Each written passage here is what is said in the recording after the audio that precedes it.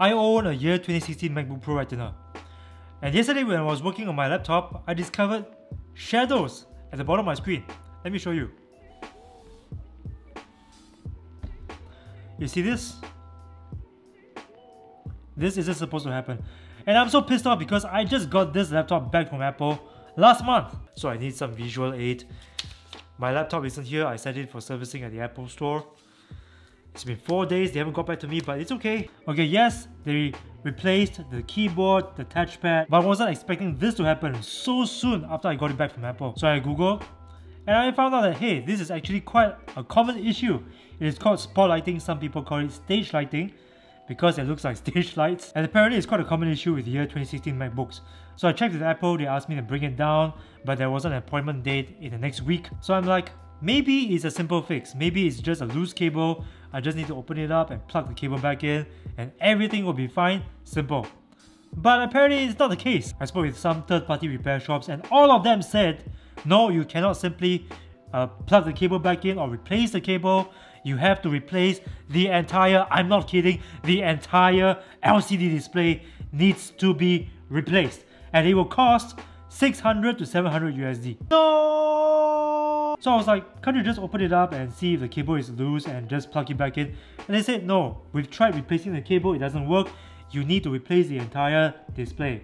And there are people on the forums who say that the cable that connects the display to the main body, that cable is so fragile that eventually, after a number of opens and closes, it will just give way. And honestly, if I'm paying thousands of dollars for this laptop, I do not expect this to happen at all. And this is why I'm so pissed off at Apple. Don't get me wrong, I'm not dissing Apple products. Apple products are great ecosystem, great design, but when things like this happen, when something goes wrong, and you're out of the warranty period, it is so expensive to repair Apple products. So here's the thing with Apple. They want to control the user experience from start to finish, right? So from the time you purchase the product to the time you need to get repairs for it, they want to be there every step of the way. And if so, is there a need to charge exorbitant prices to repair your products? Because this issue here, I can guarantee you, this issue wasn't my fault.